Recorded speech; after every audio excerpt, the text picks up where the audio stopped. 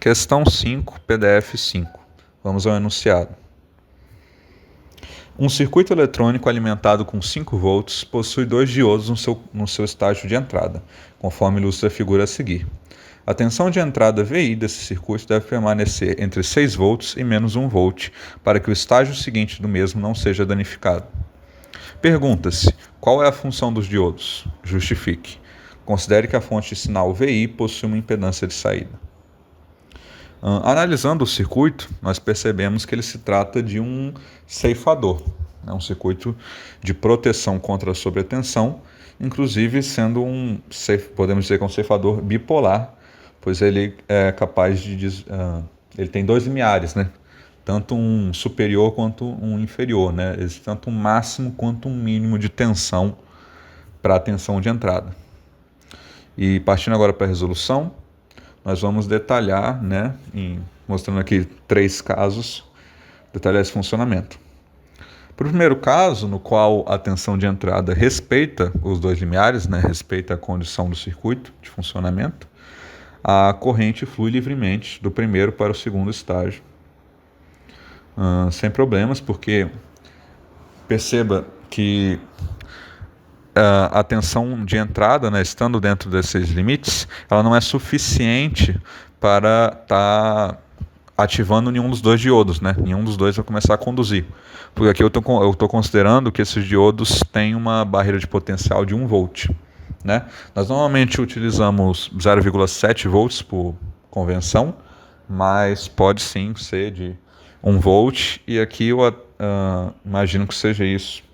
Foi o pensado, né, para conseguir dar exatamente 6 e menos 1.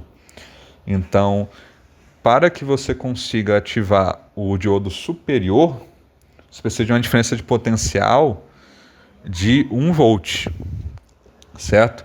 E essa diferença de potencial ela tem que ser no sentido da condução do diodo. Então, necessariamente, esse fio do meio tem que estar com pelo menos 1 volt a mais do que o fio superior, né, digamos assim. E para o de baixo, o inverso ocorre, né? Se ele está conectado na referência, vamos dizer que a referência é 0 volts, esse fio do meio teria que ter necessariamente um valor abaixo de 0 volts para que esse diodo passasse a conduzir. Então, dentro desses 2 limiares, a corrente flui normalmente. Porém, no segundo caso aqui, quando a tensão de entrada ultrapassa esses 6 volts, ultrapassa o limiar superior, nós temos que essa corrente se desvia. Por quê? Porque o diodo passa a conduzir, o diodo não oferece resistência, então a corrente naturalmente vai para esse caminho sem resistência. Inclusive aqui que entra a questão de por que é importante a menção de que a fonte de sinal possui uma impedância de saída, é porque essa corrente que é desviada, né, essa sobretensão que é colocada, ela tem que cair sobre alguma coisa, que não pode ser o próprio LED, né? Se a gente deixasse essa tensão cair sobre o LED acabaria queimando. Então, a necessidade da resistência, da impedância de saída, vem disso, né?